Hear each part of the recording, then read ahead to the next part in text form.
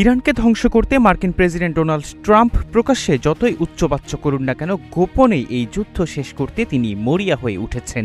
ট্রাম্পের এমন ইচ্ছার কথা বোঝা যায় যখন তিনি বারবার হুমকি দিয়েও ইরানের উপর বিস্তৃত হামলার সিদ্ধান্ত থেকে শেষ মুহূর্তে সরে আসেন। যেন তিনি ভালো করেই বুঝতে পেরেছেন সামরিক হামলা দিয়ে তিনি কখনোই তেহরানের বিরুদ্ধে বিজয়ী হয়ে উঠতে পারবেন না।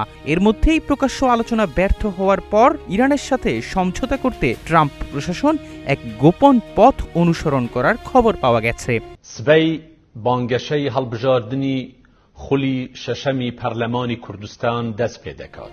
মার্কিন সংবাদ মাধ্যম এক্সিওসের এক প্রতিবেদনে বলা হয়, মে মাসের মাঝামাঝি সময়ে ইরানের সাথে যুদ্ধ শেষ করার লক্ষ্যে রূপায়ণ lake castle, welcome to the land of piece একটি চুক্তিতে পৌঁছানোর চেষ্টায় মার্কিন মধ্যস্থতাকারীরা নিশ্চিত হতে পারছিলেন না যে আলোচনার টেবিলে বসা ব্যক্তিরা সত্যিই ইরানের ইসলামিক রেভলিউশনারি গার্ড কর্পস তথা আইআরজিসির পক্ষে কথা বলছেন কিনা। তাই ট্রাম্প প্রশাসনের কর্মকর্তারা ইরানের আলোচনাকারীদের এড়িয়ে সরাসরি আইআরজিসি কর্মকর্তাদের সাথে যোগাযোগ করেন। এই গোপন যোগাযোগের জন্য তারা ইরাকের কুর্দিস্তান অঞ্চলের প্রেসিডেন্ট নেচিরভান বারজানিকে বেছে নেন। Now, President Trump clearly understands the serious threat dangerous gain-of-function research poses to the American people.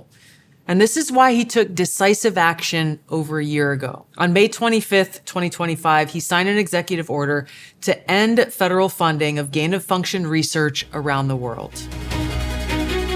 White house ভাবতে শুরু করে ইরানের স্পিকার মোহাম্মদ বাঘের গালিবাফ এবং পররাষ্ট্রমন্ত্রী আব্বাস আরাকচি চুক্তি করার পূর্ণ ক্ষমতা পাচ্ছেন না এবং আইআরজিসি তাদের সিদ্ধান্ত বাতিল করে দিচ্ছে। ফলে আইআরজিসি কর্মকর্তাদের সাথে একটি গোপন যোগাযোগ প্রয়োজন। 10 মের কাছাকাছি সময়ে তৎকালীন মার্কিন ন্যাশনাল ইন্টেলিজেন্সের ডিরেক্টর তুলসি গ্যাবার্ড বারজানিকে ফোন করেন। গ্যাবার্ড বারজানিকে বলেছিলেন ট্রাম্প প্রশাসন মনে করে তিনি আইআরজিসির কমান্ডার মেজর জেনারেল আহমেদ ওয়াহিদের সাথে যোগাযোগ করতে সাহায্য করতে পারেন।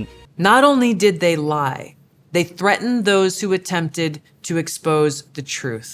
14 মে ইরাকি কুর্দিস্তানের রাজধানী ইব্রিলে বারজানির অফিসে আইআরজিসির একজন কর্মকর্তা একটি এনক্রিপ্টেড ফোন নিয়ে আসেন, যাতে একটি নিরাপদ ফোন আলাপ করা যায়। যুক্তরাষ্ট্র চেয়েছিল বারজানি যেন ইব্রিলে শীর্ষ মার্কিন এবং ইরানি আলোচনাকারীদের মধ্যে একটি গোপন বৈঠকের আয়োজন করেন। তবে ইরানিরা বিশ্বাস করত যে ইরাকি কুর্দিস্তানে মোসাদের অনেক চর রয়েছে এবং তারা ইব্রিলে বা সেখানে যাওয়া আসার পথে ইরানি আলোচকদের হত্যা করার চেষ্টা করতে পারে। ফলে ইব্রিলের সেই বৈঠকটি আর বাস্তবে রূপ নেয়নি।